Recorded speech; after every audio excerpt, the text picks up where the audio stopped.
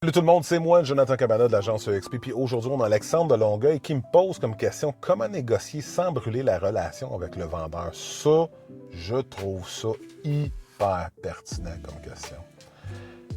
La première des choses, c'est qu'on n'est jamais insultant. Puis je te donne un exemple. Je mets une propriété à vendre, 500 000. Alexandre, tu mets une maison à vendre, 500 000, tu reçois une offre à 300. Est-ce que, moi, cette offre-là, je suis obligé de te présenter. Je te la présente, mais je vais te conseiller de même pas y répondre. Pour moi, ça devient insultant. Puis ça, on en voit, là, ce qu'on appelle du lowballing, là, ça marchait peut-être bien dans les années 80, 2025-26, ça marche beaucoup moins.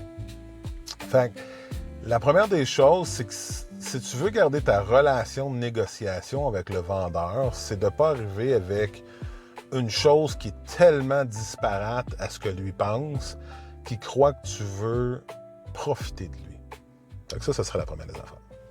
L'autre affaire que je te dirais, c'est que moi, comme courtier, je présente mes offres. Je pense que c'est important, je pense que ça fait partie de mon travail, puis je pense que je ne ferais pas mon travail adéquatement si je ferais juste envoyer les offres et attendre qu'on me donne des nouvelles. Quand que je présente mon offre, je pose des questions au vendeur. C'est important pour moi d'avoir un peu le projet du vendeur puis de me coller là-dessus.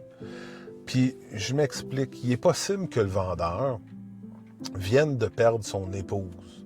OK? Fait qu'on le sait qu'il est hyper chargé de ses émotions. On sait qu'il a perdu des repères dans sa vie. On sait que, tu sais, puis en discutant avec lui, en discutant avec son courtier aussi, bien, ça va requérir de la part de mon client peut-être une certaine flexibilité. Puis parce que l'argent, c'est pas la seule clause qui est intéressante. C'est peut-être la plus puissante, mais c'est pas toujours la seule. Puis tu sais, j'ai pas toujours gagné une offre d'achat à cause que j'étais le meilleur prix. Il y a d'autres choses qui venaient enrober ça. La première des choses, c'est le savoir-faire, hein, le savoir-être. Comment est-ce que moi, je me présente quand que je discute avec le vendeur en ton nom. Puis, tu sais, quand on arrive avec des situations qui sont particulières, ou quelqu'un qui doit acheter une maison, mais qui doit vendre la sienne, puis il veut pas se ramasser je ne veux pas dire des niaiseries, là, des vulgarités, mais qui se ramasse les pieds dans l'eau, mettons, là, est-ce qu'on est capable, à ce moment-là, de venir se coller un peu sur ce qu'il y a de besoin? Puis, tu sais, toujours de le faire dans la bonne foi. T'sais, un des gros préceptes de notre loi, c'est la bonne foi.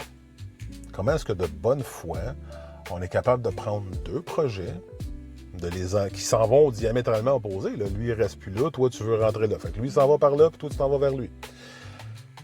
Et de rendre ça le plus fluide possible. Si on est capable d'avoir un agent de fluidité, bien à ce moment-là, on va bien s'entendre tout le long. Fait que ça serait le genre de choses que je te dirais qu'il faut toujours regarder et faire attention.